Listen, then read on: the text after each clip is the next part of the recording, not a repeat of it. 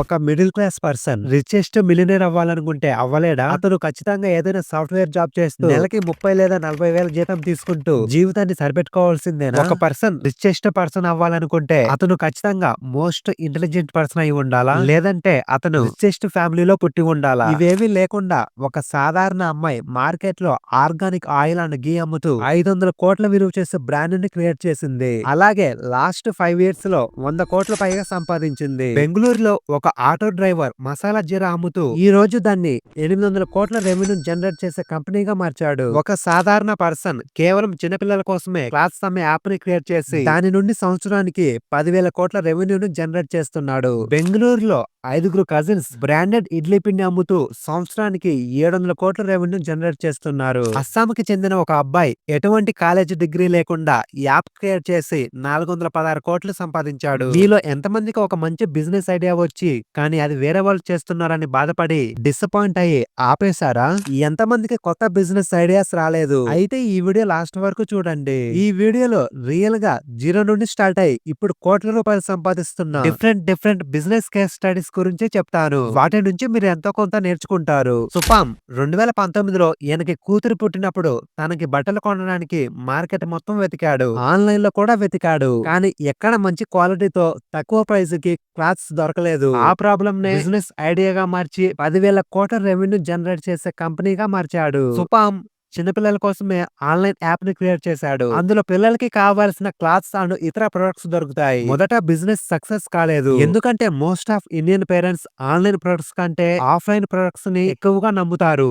అందుకే ఈయన offline stores ని కూడా ఓపెన్ చేసి బెస్ట్ సేలింగ్ ప్రొడక్ట్స్ ని డిస్ప్లే లో పెట్టాడు. కానీ ఈయనకు తెలుసు ఏ బిజినెస్ అయినా ఫస్ట్ లో నంబరని. అందుకే హాస్పిటల్స్ తో కొలాబరేట్ అయ్యి బేబీ ఫస్ట్ క్రై బాక్సెస్ ని గిఫ్ట్ గా ఇచ్చాడు. ఇలా ఫస్ట్ క్రై.com గా పేరెంట్స్ కి ట్రస్ట్ బిల్డ్ అయింది. అలాగే డెలివరీస్ కి ఎక్కువ కమిషన్ ఇవ్వడం వల్ల ప్రాఫిట్స్ సరిగా రాకపోవడంతో తన ఓన్ డెలివరీ సర్వీస్ ని స్టార్ట్ చేశాడు. అదే ఎక్స్ప్రెస్ బీస్. ఇలా సుపం సంవత్సరానికి 10,000 కోట్ల రెవెన్యూని జనరేట్ చేస్తున్నాడు. ఇందులో మనం నేర్చుకోవాల్సింది ఏంటంటే జస్ట్ ఐడియాని చూసి స్టార్ట్ చేయకూడదు. ఆ ఐడియా రియల్ వరల్డ్ ప్రాబ్లమ్ ని సాల్వ్ చేసేలా ఉండాలి. లైక్ ఈ స్టోరీలో సుపం పిల్లల కోసమే యాప్ క్రియేట్ చేసి మార్కెట్ లో వెతికే పని లేకుండా చేశాడు.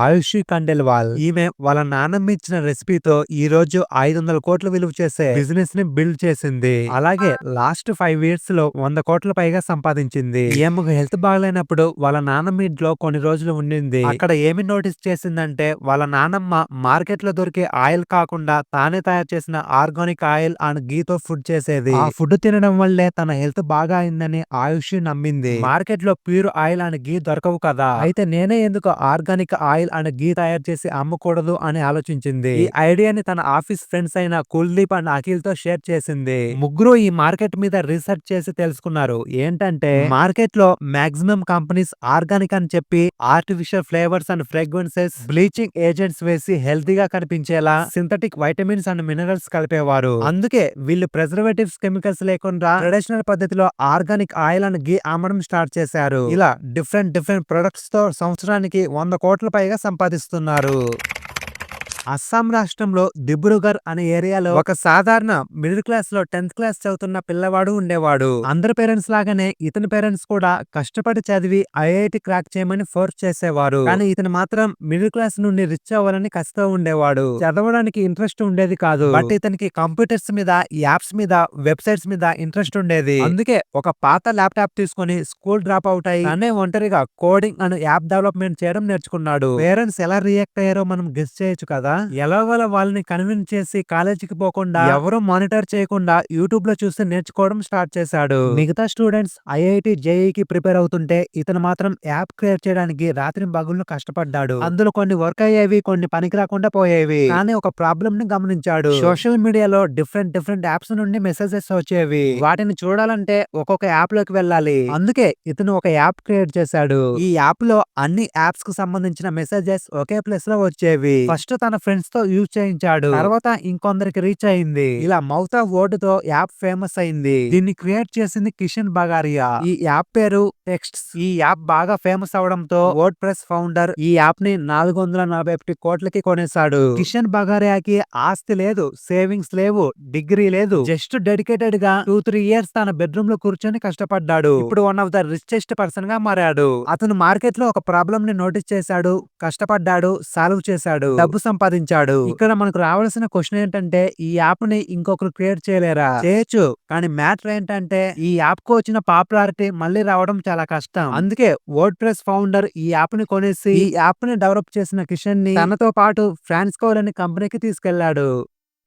సత్యశంకర్ 1980లో బెంగళూరులో ఒక ఆటో తోలుతూ ఉండేవాడు. తర్వాత ఆటో అమ్మేసి అంబాసిడర్ కార్ కొనేశాడు. 1980లో ఆటోమొబైల్ షాప్ పెట్టి వెహికల్ స్పేర్ పార్ట్స్, టైర్స్ అమ్మడం స్టార్ట్ చేశాడు. ఈ బిజినెస్ బాగా రన్ అవడంతో కష్టపడి 1994లో ప్రవీణ్ క్యాపిటల్ అనే ప్రైవేట్ కంపెనీని స్టార్ట్ చేశాడు. 2000లో బిందు అనే వాటర్ కంపెనీని స్టార్ట్ చేశాడు. తర్వాత ఒక టూర్ లో నార్త్ ఇండియాకి వెళ్ళాడు. అక్కడ జల్జీరా తాగాడు. ఆ టేస్ట్ చాలా నచ్చింది. అప్పటికి ఇలాంటి కూల్ డ్రింక్ ఇండియాలో లేదు. ఫారెన్ కంపెనీస్ మాత్రం డిఫరెంట్ ఫ్లేవర్స్ తో మార్కెట్ లో ఉన్నాయి. అందుకే సత్య జల్జీరాని కూల్ డ్రింక్ చేసి అమ్ముదాం అనుకున్నాడు. ఎక్స్పెరిమెంట్ చేస్తూ చివరికి 2002లో బిందు జీరా అనే కూల్ డ్రింక్ ని లాంచ్ చేశాడు. దాని ప్రైస్ కేవలం 10 రూపాయలే. సూపర్ మార్కెట్లలో కోక్, పెప్సీతో పోటీ పడకుండా బిందు జీరాని kirana shops, paan shops, bus stands లో పెట్టాడు. అక్కడైతే 10 రూపాయలకి కొనడానికి ఎవరు ఆలోచించరు కదా. ఎస్జీ కార్పొరేట్స్ ని కేవలం 35 లక్షల ఇన్వెస్ట్మెంట్ తో స్టార్ట్ చేసి ఈ రోజు సంవత్సరానికి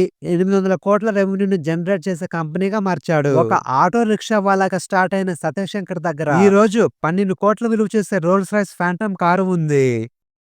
బెంగళూరుకు చెందిన 5 కజిన్స్ బ్రాండెడ్ ఇడ్లీ పిండి అమ్ముతూ సంవత్సరానికి 700 కోట్ల రెవెన్యూ జనరేట్ చేస్తున్నారు. 2005లో పిసి ముస్తఫా అండ్ అతని కజిన్స్ బెంగళూరులో చాలా మంది ఇడ్లీ పిండి కొనుక్కోవడం నోటీస్ చేశారు. కానీ అక్కడ లోకల్ షాపుల్లో దొరికే ఇడ్లీ పిండిలో క్వాలిటీ ఉండేది కాదు, హైజీన్ కూడా మెయింటైన్ చేయరు. అందుకే వీళ్ళు ప్రిజర్వేటివ్స్ లేకుండా హైజీన్ కండిషన్స్ తో కేవలం 50,000 ఇన్వెస్ట్మెంట్ తో ఒక బ్రాండెడ్ ఇడ్లీ కంపెనీని స్టార్ట్ చేశారు. అదే ఐడి ఫ్రెష్ ఫుడ్. వీళ్ళు ప్రైస్ తగ్గించకపోయినా మార్కెట్ లో పాపులర్ అవ్వడం ప్యాకేజ్ ని పూర్తిగా డిఫరెంట్ స్టైల్లో డిజైన్ చేశారు. అదే transparent packaging. The big butter squeezer, butter stick, filter coffee, decoction bottle, grated coconut. ఇలా 5 కజిన్స్ 50కి పైగా ప్రొడక్ట్స్ తో సంవత్సరానికి 700 కోట్ల రెవెన్యూను జనరేట్ చేస్తున్నారు.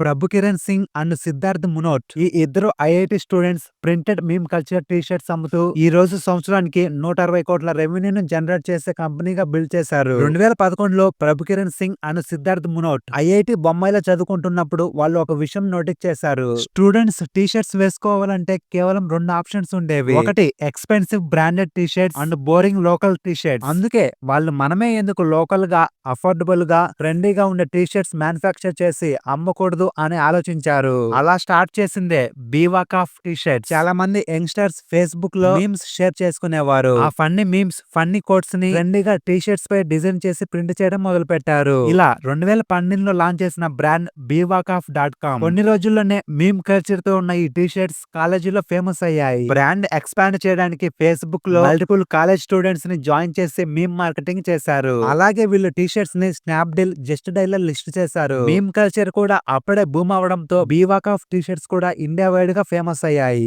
ఫైనల్లీ మనం ఈ 6 బిజినెసెస్ స్టోరీస్ లో గమనించాల్సింది ఏంటంటే ఈ 6 బిజినెసెస్ కూడా ఏదో ఒక ప్రాబ్లం ని సాల్వ్ చేసి దాంతో మనీ ఎర్న్ చేసుకున్నవే. ఇవే కాదు, ఇలా బిలియన్ల ట్రిలియన్ల వాల్యూ చేసే కంపెనీస్ కూడా మాక్సిమం రియల్ వరల్డ్ ప్రాబ్లం ని సాల్వ్ చేసి ఈ రోజు నెంబర్ 1 కంపెనీస్ గా వేల కోట్లు సంపాదిస్తున్నవే. ఫైనల్ గా పెద్ద పెద్ద ఎంటర్‌ప్రెన్యూర్స్ అండ్ ఎక్స్పర్ట్స్ చెప్పేది ఏంటంటే business is not just about making money, it's finding A real world problem and solving it better than anyone else.